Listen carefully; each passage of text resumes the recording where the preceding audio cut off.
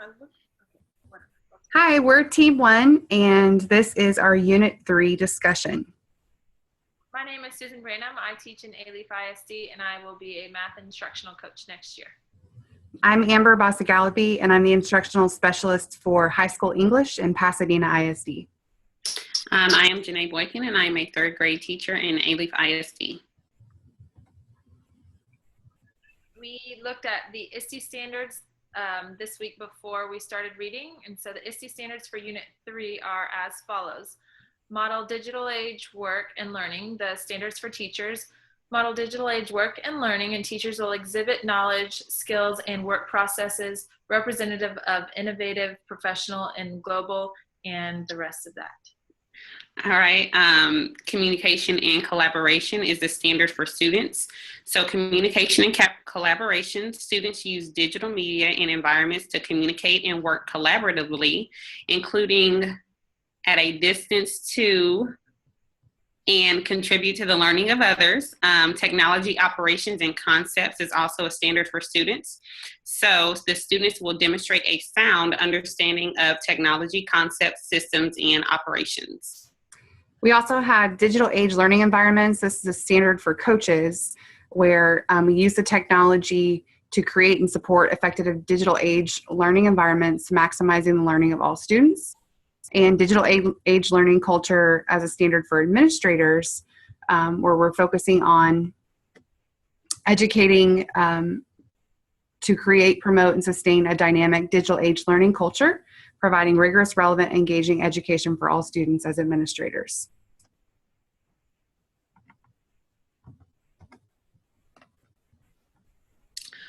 All right, so I'm gonna go ahead and get us started. So we all read the same Horizon report this week for the important developments in educational technology in K through 12. So I'm going to be speaking about the bring your own device portion of the reading. So when Alief first implemented bring your own device, I kind of thought to myself, well, are they crazy? Because the first thing that came to my mind was, of course, the students aren't allowed to bring technology to school, no cell phones or anything like that.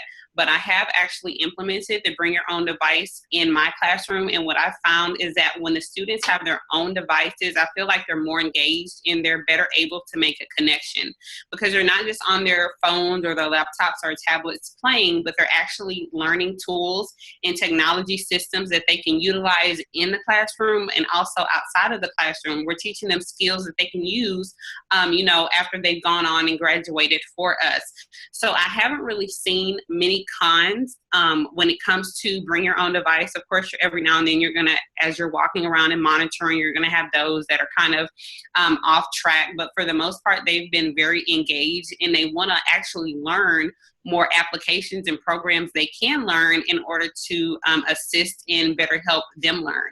So, it's something that they don't just have to do in the classroom. Anything that we do in the classroom, especially as it relates or pertains to bring your own device, they know they can utilize those at home as well. So it's just another way to get them to learn something that will keep them engaged and focused, and it's fun because, we're kind of getting away from all of the paper and pencil. So bring your own device for me has been very beneficial. I agree. I have started bring your own device in my classroom in Alief as well. So that section was really interesting to me. But for this one, I focused on 3D printing because Alief has started doing that in some of the small groups in the intermediate school. And so I went and asked a friend who's in charge of one of those groups. And right now they're doing it with the STEM or the STEAM groups. And they're doing it with problem-based learning, which is what the Horizon report discussed, how they use them to create authentic learning experiences.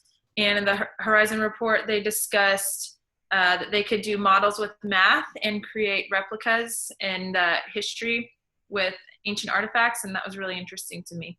So when I was talking to my friend that runs one of the groups, he said in the problem-based learning that they do with the 3D modeling, there's a lot of collaboration, which of course is one of the ISTE standards for students that we read through this week.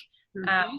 And I also was thinking about the training that the teachers are going to need in order to make these effective learning tools in the classrooms. And in the Horizon report, they discussed how in Massachusetts they sent some of the teachers to a training. They also sent some of the kids to a 3D printing training because the students are just as much masters as the teachers if they go to those. And that's also the ISTE standards for teachers exhibiting knowledge of technology. So I liked how they blended together this week.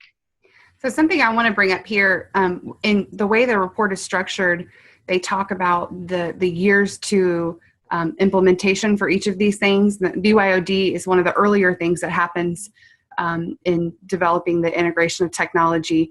3D printing and adaptive learning technologies are a little bit later. We experienced that in my district before we fully committed and invested in one-to-one technology. At the high school level, we started with BYOD, the Bring Your Own Device. Until you really get to capacity with access to technology, BYOD is like an interim step where teachers and students can explore using the technology for learning.